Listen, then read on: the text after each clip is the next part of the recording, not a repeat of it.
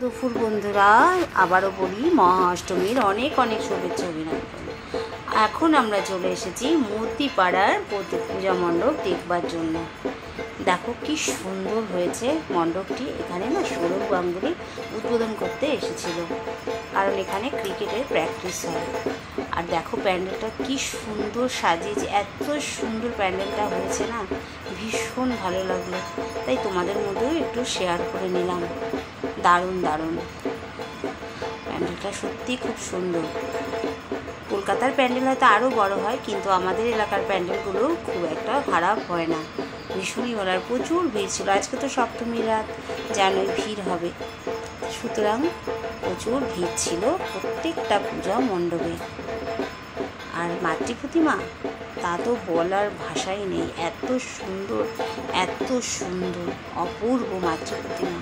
আর প্যান্ডেলের কারুকার্য দেখেছো, শিল্পীকে অনেক হ্যাটস অফ, কারণ তার শিল্প ভাবনা থেকেই এটা এসেছে। এত প্রতিভা, মানে এক একজন শিল্পীর, সত্যি তাদেরকে কুর্নিশ জানাই, মন থেকে কুর্নিশ জানাই। কি সুন্দর দেখো মাতৃ প্রতিমা, মায়ের মুখখানি দেখেছো কি সুন্দর আলো করে বসে রয়েছে না। মাই 4 দিনের জন্য আসে, আমাদেরকে কত আনন্দ দিয়ে যায় বলো। তারপর সারা বছর মায়ের জন্য আমরা অপেক্ষা করে থাকি, কবে মা আসবে। মাগো, সবাইকে আশীর্বাদ করে যেও মা, সবাই ভালো থাকে সুস্থ থাকে, যেন সবাই তোমার জন্য একটা বছর অপেক্ষা করে আছি। তুমিও ভালো থেকো মা, তুমিও সাবধানে বাড়ি ফিরো। অবশ্যই এখনও দেরি আছে, 2-3 দিন। মাকে এখনই আমরা বাড়ি ফিরতে বলবো না, মাকে এখনই ছাড়বো না।